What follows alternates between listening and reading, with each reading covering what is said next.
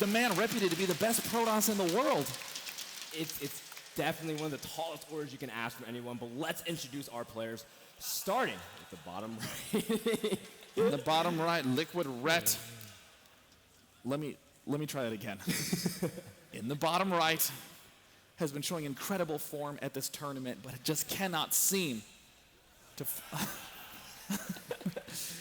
just cannot seem to take a single win off MC. If you'd like him to pull the series back, give a cheer for Liquid Ret.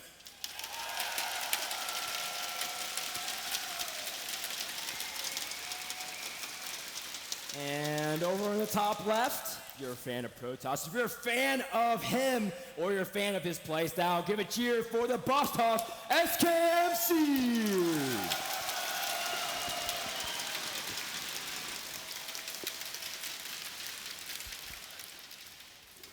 Now the map is Belshir Beach, which has this awkwardly huge entrance to the front of the map, or to the front of your natural expansion. So naturally, the Protoss player needs to have some way to be able to answer any sort of early Zerg aggression. But still, I don't think Red is choosing this map, Frodan, to do any sort of early attack. I mean, he just probably favors the open space and the ability to do counters.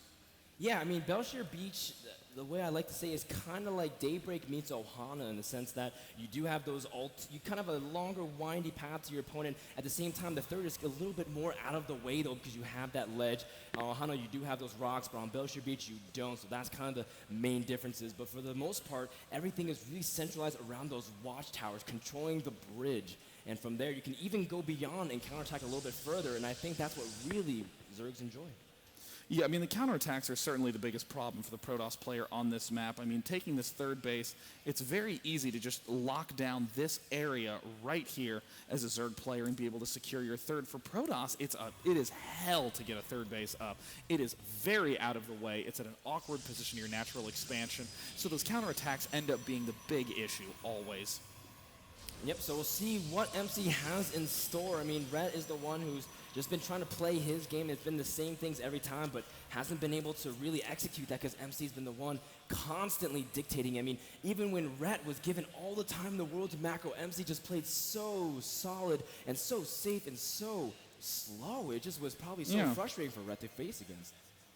Ret now taking his third hatchery down at his usual third base. At the natural expansion, MC has kind of a large hole at the front of his wall off, but of course this isn't really going to be that big of a problem because really Ret is not going to be doing any sort of aggression early on. He hasn't taken his gases yet, and I don't expect Ret to do any sort of fast 5-minute early ling speed or any sort of bust at this point. Yeah, I mean, Ret usually does it kind of reactively. If he gets the link speed, if he feels like he needs it, but I mean, obviously Ret would like to squeeze out as many drones as possible. And if he does, he places one geyser, maybe two, but he really tries to squeeze out that early econ. As for Belshir Beach, though, again, even though that third is a lot harder for Protoss to secure, that's kind of why Protoss loves going for those early timings. Last night, when we saw Ret face off against Alicia, Alicia just managed to squeeze in there and just stay by the geysers in the mineral line and do so much damage, and Ret couldn't do anything. We do see the double gas down right now for SKMC. Things are looking pretty typical on the Protoss side of things. I mean, in terms of adjustment, I mean, Red has always been in a situation where it's less of a, I need to make this dramatic change to my play, and more of a, I need to make sure I don't do these few couple of mistakes. Even though he's known as the king of drones, that late game macro, I mean, I can't emphasize how heartbreaking it was to see that moment of over-eagerness as he was stepping forward, because literally the instant in a game of StarCraft 2, if you think, oh my gosh, I think I've won, that is when your brain starts to unravel and the loss comes. Yes, and you start getting over yourself and you just start kind of losing momentum. Every player has felt that at one point with the lead. And I think, I mean, that's kind of why Ret, in the end, has just got to stay calm. He's getting everything up pretty normal times and just play his game. And Sean, I mean, you've been in this position before. Just have to play that game. You have to pretend that you're not down 0-3, which is a surprisingly hard thing to pretend to do. I mean, there's so much pressure on you from the last games, and what tends to happen is when you're playing this game, you're thinking, why did I walk forward with my big Broodlord army? What was I doing? I should have been more patient. All these thoughts run through your head. But what you have to do is just think, I'm just playing a ladder game, and I'm trying to win this one game. All the timings I did before have been effective. I've managed to get to late game every single situation. I need to trust in that and just have a little bit more patience, but I don't know if it's... Little things like this just eat away at your confidence after you're down 0-3. I mean, that's the sort of thing that just reminds you of the position you're in. Yeah, it's like, wow, I really can't just do anything. MC takes every single advantage he can. And MC poking very similarly to last time, although he only has 2 Zealots instead of 4 because he opened for that Force Fast expand. Yeah, Red has a lot more Zerglings this time. He does have Zergling speed on the way, but look how efficient these Zealots and Stalkers fight in comparison to the previous past. And now Red trying to take down this probe. He won't even get that reward. The cannon takes it down. This is uncharacteristic sloppiness from Red.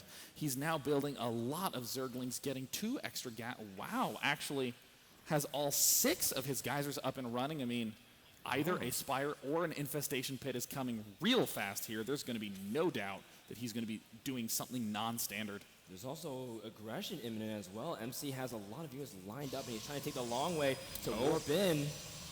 And, the Roaches are going to meet the units head on, though, in just a moment. Ret now stepping forward. MC is essentially saying, you know what, my third's too hard to take. I need to do something big with 2 base, so I'm going to do it right here and now. Excellent force fields, but I don't think it's going to be enough. The Roaches are in pretty good position to be able to deal a lot of damage to those Zealots, and there it looks like, with the final force field, it looks like MC was able to pinch off that set of Roaches. There we see the Spire started, 30 Lings, 2 Roaches, plus 2 Blink, and 8 Warp Gates total about to be done. MC is stepping in with the 8 Warp Gate aggression. And he has Blink on the way, about to finish up as well. MC's pulled a lot of gas so he can continue multiple rounds of Stalker Warpins. Red does have a Zergling, a pack in the top, ready to go for a counterattack, but MC's already walled off his ramp, Sean. And here's Liquid Ret going to the 3rd, and that is the danger time when you realize, wait a minute, my opponent, I haven't seen Observers, I haven't seen that Ripple, I haven't seen any sort of Immortals. My opponent is trying to kill me right now. Liquid Ret realizes that he's trying to build those forward Spine Crawlers. His Spire is nearly done. His Macro Hatch has just begun, and now Liquid Ret has a nearly only Ling army against a big swath of Blink Stalkers. Oh, and he's given up so much position. This 3rd wall is really tight, and the Spire is exposed as well. And the Red will lose that Spire. He's forced to cancel immediately, and Red only has a few units to really combat this, and MC already has the position he desires. And now Ret looks like he's going for a counterattack. He might be faced with this solid wall off there. Liquid Ret trying to go back, kill off all those Warpin pylons, but 8 more Blink Stalkers join the force. And with that, Ret is making a huge amount of Spine Crawlers. Oh my god.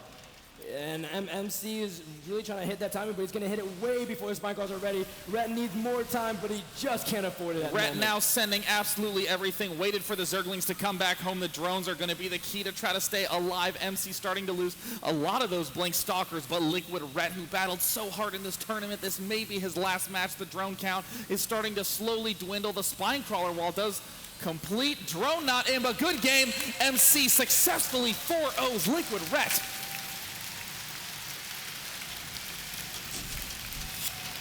Wow.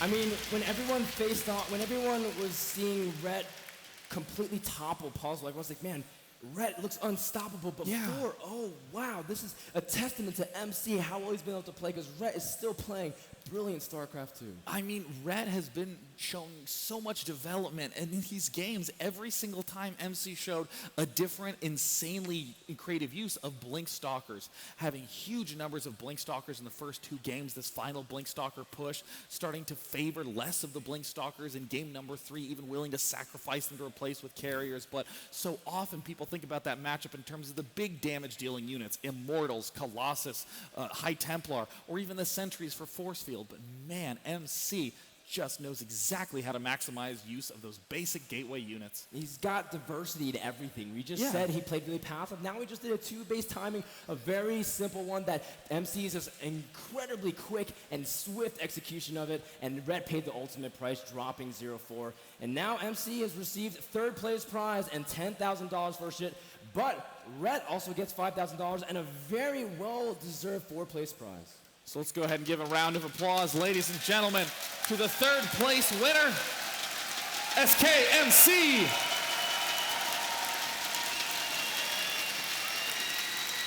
All right, guys, we also want to give a huge round of applause for the 4th place finisher, Liquid Rets. Liquid Rets and MC battled their way through 45 of the top players worldwide, came here, got into the top 4, guaranteed to have that top 4 prize placing. And for now, I think it's a good time to throw over to an interview of SKMC with Zoe.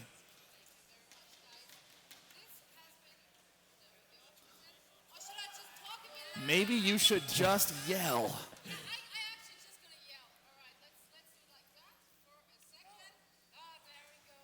Okay, that's still me yelling just to make me sound a bit better now. All right, so I'm sitting here, no, actually I'm standing here with MC. Congratulations, first of all. You must be pretty relieved. Now, those games were tense. We were sitting in the back all clinching to our chairs. How do you feel right now? Happy and sad because I lost Stefano, and Red is my best friend. So Winnie is happy, but some sad. Oh, give it up for MC. Oh, come on, don't be too sad, man. You both showed us amazing performances. I mean, come on, guys, how awesome were those games? Were they awesome or awesome? I'm pretty sure I wasn't the only one who enjoyed that, so thanks to you guys for giving us such a show. So let's now make some predictions for like the grand final. Who do you think is actually gonna win? I think Stefano because Jurg is so OP now. All right. Well, thank you very much. Once more, congratulations. Give it up for MC. Proud winner. And we are actually going to head into another game anytime soon. So I'll give it back to you guys over at the commentator booth. Thank you much, Zoe and MC. That series was amazing, and there are 2 more left for the night. Coming up next, we will have the grand final to find out who is the champion of the World Championship Series, Canada, between Scarlet and Ostoji. And of course, Frodan, the centerpiece of the evening will be none other than the grand final between the seemingly unstoppable players, Stefano and Alicia. This, of course, will be all brought to you by Mr. Bitter and Frodan, so don't go anywhere, guys. More action in NASL Season 3 finals are coming up right after this. I'm Frodan. I'm Day 9. This is the NASL Season 3 Grand Finals coming to a close.